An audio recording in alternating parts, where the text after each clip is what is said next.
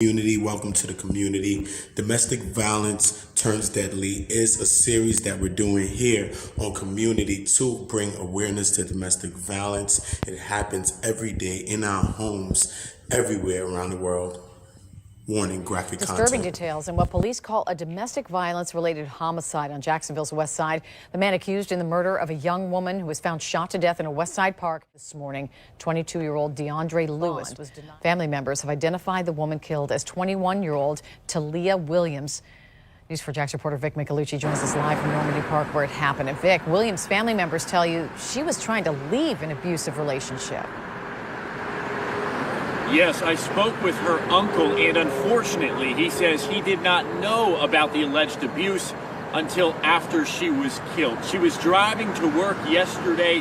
Her car broke down, and somehow the family believes Lewis found her. They had an argument there. He followed her, and then he shot and killed her. The first thing that comes to your mind is that you feel like it's a dream, like it can't be real. A true nightmare for the family of 21-year-old Talia Williams. A day after her murder, we are learning more about her accused killer, her boyfriend. She was trying to make him a better person, trying to make him into a man, but... Uncle Timothy Williams tells us his niece hid the abuse at the hands of 22-year-old DeAndre Lewis until it was too late. Jacksonville police believe there was a fight. She got away, but Lewis came after her and shot her in Normandy Park. Officers tracked him down quickly and arrested him. This police report shows he spoke with detectives, but what he said is blacked out. It's confidential for now.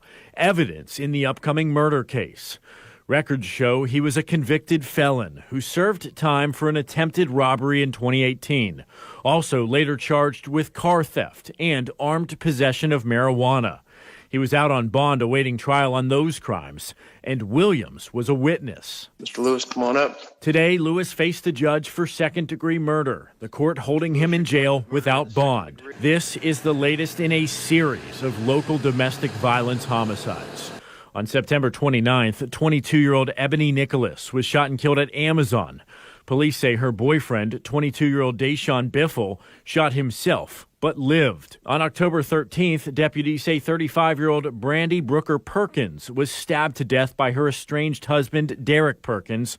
This happening outside a friend's house in Hastings.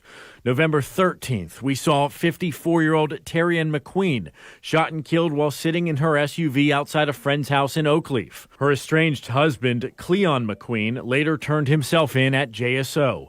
And on November 14th, 33-year-old Tiara McDaniel was shot and killed at her new home in Oakleaf. Her ex-boyfriend, Brady, was killed in a shootout with police in Maryland 3 days later. And Williams's loved ones say they hope this tragedy inspires others to get help if they are going through an abusive relationship or if they know someone who is being abused. There is a free national hotline. You can call it 24/7.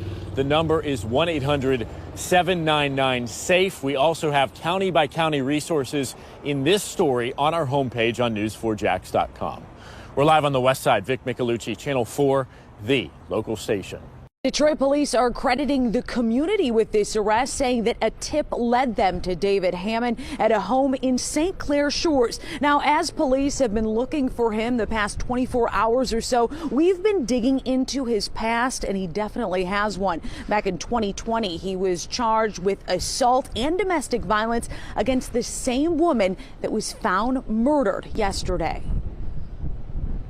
Detroit police have been on the hunt for David Hammond since Wednesday morning, wanted somehow in connection to the murder of his ex-girlfriend Andrea Tucker in her driveway on Detroit's east side. Hammond was already facing charges against Tucker for assault, domestic violence, and arson, appearing in court on those charges before the 40-year-old was shot and killed. It's very, very unfortunate that this kind of thing happened. A lot of us, it's our worst nightmare. Judge Kenneth King of the 36th District Court heard the earlier case against Hammond, who's been out on personal bond since he was charged back in 2020. He showed up for court on the dates that he was supposed to be in court. There were no incidents, no bond violations. There were no red flags that gave us any reason to believe that something like this would happen. Hindsight is 2020. On November 3rd, Judge King bound the case over to circuit court to another judge. Hammond remained on personal bond. Did she request any sort of protection from police or the courts during testimony? Not at the time that the case came before me. There was no mention of it, either from the witness herself, nor from the prosecution that there was any issue. My understanding that did not come about until after I heard the case and bound the case over. Andrea Tucker, the victim, called Detroit police days before her death, saying Hammond was stalking her and she had surveillance video to prove it. Detroit police say they requested that the Wayne County Prosecutor's Office file a motion with circuit court to get Hammond's bond revoked. In a statement from the prosecutor's office, they say Hammond couldn't be ID'd in that surveillance video, but the prosecutor in court against Hammond on Wednesday never even heard about that video. Again, that motion for having Hammond's bond revoked was never filed Wednesday during that court hearing in circuit court. And that hearing happened just about an hour before Andrea Tucker was murdered. Now, David Hammond being called a person of interest tonight. No charges quite yet. Reporting live, Jessica Dupnack, Fox 2 News. Jessica, I know it's early in the investigation, but the evidence so far would seem to indicate that more than one person could be involved in this alleged crime. Absolutely, and that's why DPD saying person of interest to the extent of which Hammond is involved. We don't know quite yet, but it sounds like he knows something. Just after my 17th birthday, I found myself sitting beside this man who was much older, a virtual stranger, and he was now my new husband. I was born in Pakistan. I grew up in Abu Dhabi, and I was always one of those girls who wanted to go to school and change the world. And then I was 16 years old. I was doing my math homework. I was in grade 11 when my mom came into my room and told me that there's a marriage proposal for you, Samra. And this man, or this boy, lives in Canada, and he's 27. His family's very supportive. They'll send you to school. You won't have any issues with your education. So we think this is the best thing for you. And I resisted. I had nightmares. I wanted to just, scream at the top of my lungs, no. But everybody around me was just like, oh, this is the best thing for you. This is what girls are supposed to do. This is your destiny. I can recognize, of course, that the marriage was abusive to begin with, because abuse is eventually about control, and he had all the control. But at that time, I didn't know that. And it did start in a kind way. He was quite nice to me, and he was supportive of my education, at least in words. But then I became pregnant right away. Even though he was, nice to me in those days, I still wasn't allowed to go out of the house, make any friends, have any independence, didn't have any kind of agency. I felt stifled and suffocated.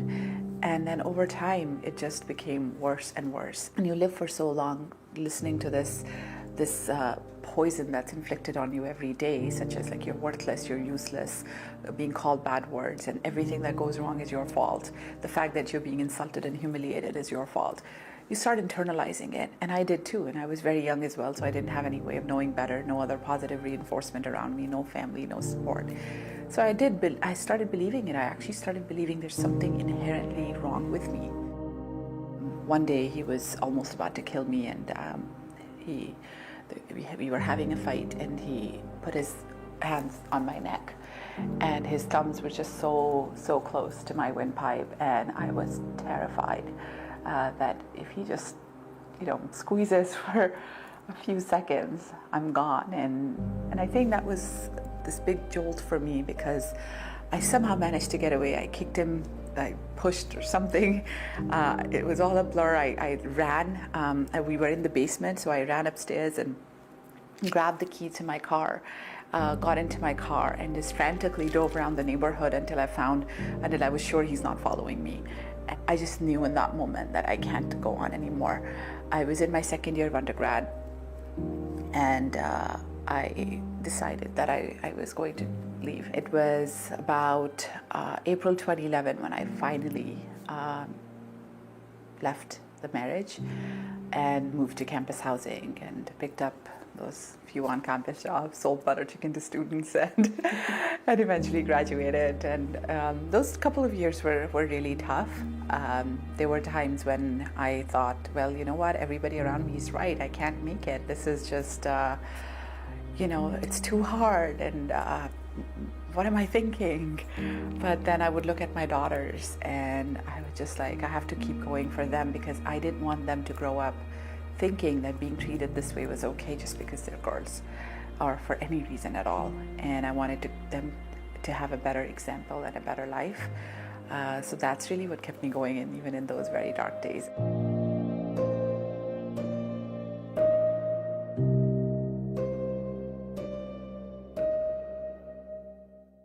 A Pagedale woman is shot and killed in what appears to be a case of domestic violence turned to murder. Police say the woman's boyfriend is the suspected killer. Fox 2's Chris Renier is live in Pagedale, where he's been talking with police and the victim's family. Chris. Sandy, the suspect is here at the Pagedale Police Department where he is being questioned. The interim police chief does expect him to be charged. Meanwhile, this woman's family is grieving, saying her boyfriend was abusive and that abuse culminated with her murder. It's totally heartbreaking. There's no other words to describe it. It's heartbreaking. That is Laverne Turner talking about the murder of her sister, 58-year-old Dolores Kirk. Investigators say Kirk was shot and killed in her home on Engle Home just off Page between 6 and 6:30 in the morning. I'm told Dolores was shot in the face in her bedroom. Right now I'm empty. No. I'm empty. I just have empty feelings right now. I don't know what to feel. I just feel pain. That's right now, I just feel pain. Several of Dolores' family members were at the home when the shooting happened, including 2 of her adult children and 2 of her young grandchildren, just 6 and 10 years old. Dolores was pronounced dead at the scene. Her boyfriend, who was living with her, was taken into custody. Better. It's always love. It's always smiles. It's always laughter, when you're around her. And I just can't believe that I'm standing here today because my aunt Dolores Kirk is no longer among the living. Dolores' family tells me Dolores and her boyfriend were in a volatile 7-year relationship. They say he physically abused her and that they wanted her to leave him, but she wouldn't. Dolores' family now heartbroken. When women, and I'm speaking to the world, is in a relationship, abusive, physically, verbally, mentally, get out. St. Louis County Court officials confirmed that Kirk was granted a restraining order against her boyfriend back in January, but that case was ultimately dropped because neither Kirk nor her boyfriend showed up for a court hearing. Police did recover a gun at this morning's scene, and Kirk's boyfriend did stay there after the shooting. At this point, the boyfriend's name isn't being released. For now, live in Pagedale, Chris Renier, Fox 2 News. An update on a deadly stabbing in Racine. Police say Lafayette Boone attacked the mother of his children, Joy Reed, and killed her boyfriend, Gene Smith. $1 million bond set in court today for Boone. According to a criminal complaint, Boone stabbed Smith to death while they were visiting his home, and he slashed Smith across the face, arm, and chest. Reed is listed in stable but critical condition. Lauren Linder was in court, and she joins us live now with the latest from Racine. Lauren. Carol, Racine police say Thursday's homicide stemmed from a domestic incident, and court records show that the suspect has a past history of domestic violence. Last September, Joy Reed was granted a restraining order against her children's father, Lafayette Boone, effective until fall 2020. According to court documents, he broke the order 2 months later. As Reed was leaving a friend's house, Boone got into her car, had a knife in his hand, and told her, "I'm going to kill you." Reed told a Racine police officer Boone would do whatever he could to get back together with her. While speaking with her, the officer observed a golf ball-sized lump on the right side of her forehead. Boone was found guilty of disorderly conduct in that incident, but now he faces homicide charges in the stabbing death of Reed's current boyfriend, Gene Smith. It's heartbreaking because we work very, very diligently hoping to get our word out that we are here, we're available. Tracy Lang of the Women's Resource Center in Racine wants people who may be in a domestic situation to know help is out there and that sometimes a restraining order isn't enough. They offer shelter, legal resources, and safety planning. There's nothing to be ashamed of if someone else is treating you poorly. Those are their poor choices. You still deserve all the help in the world. Now, this may be the second domestic violence-related homicide in Racine in just the past few weeks. If you know somebody who may be in a violent relationship, call the center's hotline. Their number is posted on our website, TMJ4.com. Reporting live in Racine, Lauren Linder, today's TMJ4. Good information. Thank you, Lauren. Domestic violence turns deadly after police say a husband stabbed his wife early this morning. People living in the Rockford neighborhood say this isn't the first time he's acted violently. Brittany Tula spent some time at the scene. Brittany, what did those neighbors have to say? Eric, Mimi, a neighborhood is in shock after two young boys ran out of their house screaming after finding their mother dead and father wounded early this morning. Heard the police very early in the morning. A gentleman came across later and said that the husband had stabbed his wife and killed his wife. That was the news sweeping the block after Rockford police received a call at 7:15 this morning to a stabbing in the 2700 block of Norway Pine. Found a 50-year-old male with non-life-threatening injuries at the scene. Officers also found a 42-year-old female that had been deceased from apparent stab wounds. The police say the male and female were husband and wife and parents to 3 children. The two youngest boys, a 7-year-old and a 12-year-old, were home at the time. There's a 7 and a 12-year-old children that were also in the house. They are fine, unharmed. It is speculated that the stabbing was a domestic incident, something that was not a surprise to neighbors. I talked to the one lady today, and she had witnessed an incident with the older daughter and the father. A number of close neighbors gathered and were trying to reach the daughter, a 21-year-old living in Chicago with her grandparents. They say the father has been seen publicly abusing his kids. The father hit the daughter in the face, that's what she told me, because he didn't like the boyfriend that she had. And although the death of the wife seemed to be of the stab wounds, it is still an ongoing investigation, and an autopsy is needed to confirm the official cause of death.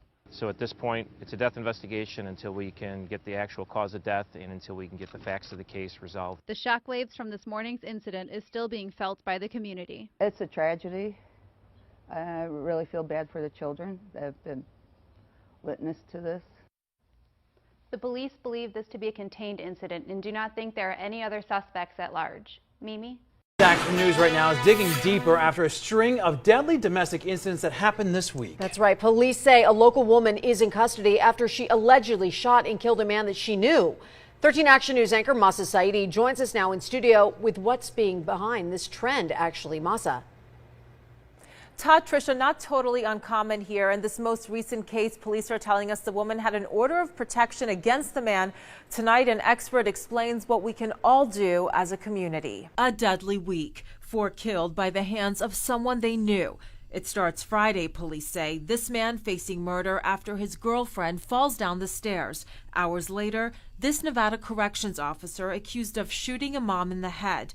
The kids finding her body. Sunday night, a family fight turning deadly, and just yesterday, a woman opening fire in a backyard. It is alarming. Alarming, but not unheard of. Amber Batchelor has been with the domestic violence support agency Safe Nest for 20 years. Why do we have such a problem in Nevada with this? There's so many aspects of it. There are some who suggest, well, it's because we're almost an island out here. Isolation, a tactic Batchelor says abusers use to control victims. Since violence stemming from a romantic relationship is most common, how do you save yourself? It's a process. The most dangerous time when you first decide to leave and he finds out. That's a clear-cut indicator that the perpetrator has lost the power and control. That's why Batchelor says safety planning is key. The plan has got to evolve each day. Reach out to family, friends, and a hotline. Is there anything you want to say to perpetrators? There's help. Her organization has a program for abusers. As to that woman in the most recent case, no update as to whether she's going to face any charges. Tricia, back to you. Masa. Our videos here on One Community are not meant to cause further trauma to the victims or any victims or any relatives and families that's close related to victims of domestic violence, but it is only meant to bring awareness. Hopefully everybody can get the help that they need by contacting